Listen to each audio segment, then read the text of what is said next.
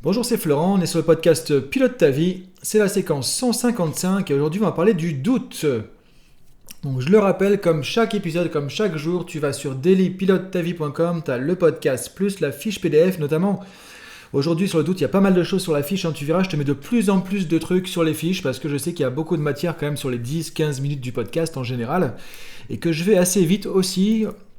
Parce que du coup j'ai envie de te donner beaucoup de choses et j'ai pas envie toi de faire des podcasts de 3 quarts d'heure parce que je sais qu'on les écoute pas, donc du coup j'essaie de trouver un juste milieu et la fiche PDF sert justement à avoir un peu cette matière de synthèse. Donc tu peux aller sur dailypilotetavie.com, tu t'inscris, c'est gratuit et ensuite tu auras ta bibliothèque de développement personnel avec tout ça. Alors du coup le doute, pourquoi? Parce que du coup j'aime bien quand même prendre des sujets qui, très souvent, sont vus comme négatifs par la plupart des gens. Par exemple, le doute. On n'aime pas douter, on n'aime pas en général le doute parce que ça fait pas forcément du bien. Ça nous remet en question. Mais encore une fois, c'est un bon outil. Et encore une fois, c'est pas le doute qui est le problème, c'est qu'est-ce qu'on va en faire, comment tu vas l'utiliser et comment tu vas savoir lui faire vraiment sortir son utilité au doute en fait. Parce que le doute, ça peut être destructeur, mais ça peut être hyper aussi utile et productif dans la vie. Donc si on sait l'utiliser à bon escient, le fait de douter, ça peut s'avérer un bel outil de développement personnel et c'est aussi un des éléments qui va t'amener vers la meilleure version de toi-même. Le but du podcast, c'est ça, c'est de t'aider chaque jour avec des petites choses qui vont t'aider à être dans la meilleure version de toi-même. Donc le doute qui n'est pas productif, c'est quoi? Le doute qu'on ne veut pas en général, le doute qui nous prend la tête, le doute que les gens n'aiment pas avoir justement quand ils disent « oui, je doute ». Parce que souvent, on va douter de manière trop forte, trop extrême. Parce que souvent, on manque d'estime de soi et ou on manque de confiance en soi. Donc si on manque de confiance ou d'estime, ou les deux, effectivement, quand il y a le doute qui vient, on se prend une grosse claque, ça fait pas forcément du bien. Alors que si tu as un minimum de confiance, un minimum d'estime, que tu es justement prêt à te confronter, à te regarder dans le miroir, prêt à te confronter avec toi-même, du coup, ça va être un super outil. Donc évidemment, le doute qui n'est pas productif, c'est le fait de se remettre totalement en question. Le but, c'est pas de te remettre totalement en question, de te dévaloriser, de te dire que ce que tu fais, c'est pas bien, que c'est nul, d'être remis en cause par la moindre difficulté, par le moindre nom d'une personne, d'un collègue ou autre. Voilà, donc là, si c'est le cas, le problème, encore une fois, c'est pas le doute. C'est que là, il va aller taper sur une confiance en toi qui n'est pas assez forte. Il va aller taper sur une estime de toi qui n'est pas assez forte. Donc là, c'est à travailler sur la confiance et travailler sur l'estime. Une fois que tu as passé ça, une fois que tu as un minimum d'assises, une fois que tu as un minimum de leadership, toi que tu es posé sur une dalle en béton, c'est ça le leadership de soi pour moi, on est posé sur une dalle en béton, donc on ne peut pas s'enfoncer, on ne peut pas se faire tomber. Et du coup, on a de la confiance et de l'estime. Et là, du coup, il y a du leadership. Puis on va pouvoir prendre des décisions, on va pouvoir piloter sa vie. Bon, on en reparlera du coup, mais il y a déjà pas mal de podcasts là-dessus. Si tu as déjà cette fondation, là, du coup, le doute, ça va être un outil puissant. Alors, puissant, mais corrosif, parce que c'est comme un couteau, tu vois, tu peux faire un truc avec, mais tu peux te couper aussi. Tu peux te couper si tu l'utilises trop ou pas forcément de la bonne manière. Mais par contre, ce qui va être intéressant, c'est que dans la vie de tous les jours, le problème, c'est qu'on est encore une fois trop souvent la tête dans le guidon. La tête dans le guidon, et moi, je le vois tout le temps avec les managers que j'accompagne en entreprise. On est tous dans le guidon, on ne prend pas assez de recul. On n'a pas assez de recul sur les choses et on avance un peu tête baissée et on ne se remet pas assez en question. Mais quand justement tu dis, ok, est-ce que je fais vraiment bien? Est-ce que c'est ce qu'il fallait faire? Est-ce que c'est la bonne décision? Est-ce que ceci? Est-ce que cela? Tu vois que tu commences à te poser des questions, que tu commences à avoir un doute, tiens, mais est-ce que c'était bien ça? Est-ce que je me suis pas... Encore une fois, sans tomber, toi, de garder le juste milieu qui fait que tu vas pas tomber dans le je suis nul, je me dévalorise, je me suis loupé, etc. Là, du coup, ça va être intéressant parce que le fait de douter va t'amener à prendre du recul. Il va t'amener à te poser des questions. Des questions qui vont pouvoir te faire avancer. Encore une fois, ça dépend quelles questions tu vas te poser. Mais ça va pouvoir t'aider à te poser des questions qui vont t'aider à progresser. Des questions qui vont t'aider à regarder est-ce que je suis raccord avec ce que je fais. Donc le fait de douter, que ce soit par rapport à des décisions, des comportements, des actions, des émotions, des personnes ou autres, va t'aider à dire à un moment donné, ok, je fais une pause, je fais un check, je fais une vérification. Où est-ce que je suis? Est-ce que c'est ok? Est-ce que c'est pas ok? Et ça, tu peux le faire quand il y a le doute qui va commencer à venir. Sinon, tu es en train de foncer. Action, action, action, action. Donc le fait de douter, déjà, ça te permet de t'arrêter, de te poser. C'est comme par exemple, je prends une métaphore toute bête. On est en voiture. Il y a un voyant qui s'allume. Tiens, mince, qu'est-ce qui se passe? Puis après, le truc, il s'éteint. Et tu roules encore, et il se rallume. Ah bah mince. Puis après, il se réteint. Ah bah c'est bon, je suis tranquille. Ah, puis c'est pas rallumé. Mais t'as un doute quand même, parce que le truc, il s'est allumé 2 fois. Donc qu'est-ce qui se passe? Alors il y a ceux qui vont se dire, bon, même pas peur, je continue. Et ça se trouve, on crame le moteur. Ou ça se trouve, il se passe rien du tout. Mais t'as ce doute un peu qui est là, tu vois, c'est ça un peu le doute. Parfois, c'est un truc, t'as un arrière-plan, t'as un truc qui vient te piquer un peu derrière, qui te dit, mais t'es sûr, t'es pas sûr, tu sais pas, ok, ça picote un peu. Du coup, c'est intéressant de l'écouter. Ok, bah on se met sur le bas-côté et on regarde. Qu'est-ce que ça permet de faire? Bah, d'arrêter la voiture et de regarder. Et soit au pire, t'as perdu 5 minutes à t'arrêter en voyant, bah non, tout est ok, tout est bon. Le doute se lève, tu reprends confiance, t'avances, t'es reparti. Soit tu dis, ah bah mince, et ouais, j'ai bien fait de m'arrêter, parce que là, il y a un pneu, il y a un truc qui va pas, il y a un truc qui est bizarre. J'ai bien fait de m'arrêter.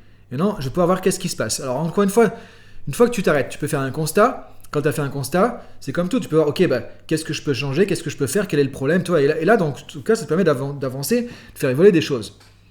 Donc du coup, tu vois, tu peux utiliser cette démarche un peu. Donc c'est pour ça que quand tu as du doute qui vient, pas forcément essayer de le chasser. Si tu essaies de le chasser parce que tu sens que ça érode un peu ta confiance, en fait attention parce que souvent tu donnes de l'énergie. C'est-à-dire tout ce qu'on essaie de rejeter, on lui donne de l'énergie et ça ne nous aide pas à avancer au final. Alors que du coup, par exemple, si tu doutes de tes actions, ça peut être un bon moyen de te dire, ok, est-ce que je fais les bonnes actions? Est-ce que ce que je fais est bon? Est-ce que ce que je fais est légitime?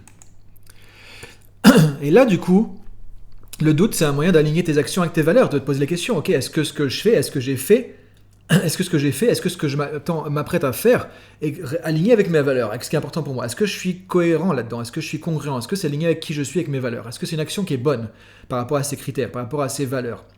Là, ça te permet de te poser des questions par rapport à ça. Maintenant, douter de tes décisions. Parce que souvent, moi, je vois dans la prise de décision, il y a le doute en fait. Est-ce que c'est la bonne décision? Et ça, c'est vraiment la question difficile. La plupart du temps, est-ce que c'est la bonne décision? Alors encore une fois, il y a des méthodes pour ça. Je veux dire, il ne faut pas s'inventer comme ça. Il y a des méthodes pour prendre des décisions de manière efficace, de manière authentique, de manière claire, de manière juste, qui vont t'aider à aller dans la bonne direction. Sachant que tu ne pourras pas tout maîtriser. Mais pareil, le fait de douter de tes décisions, c'est l'occasion, encore une fois, soit de dire, bon, je suis nul, je suis incapable de décider, ça va pas, j'arrête et tout, je me dévalorise, soit de te dire, ok, est-ce que c'est la bonne décision? Mais sur quoi je me base pour dire que c'est la bonne décision? C'est quoi les critères? C'est quoi les valeurs qu'il y a derrière? C'est quoi les paramètres pour prendre la bonne décision?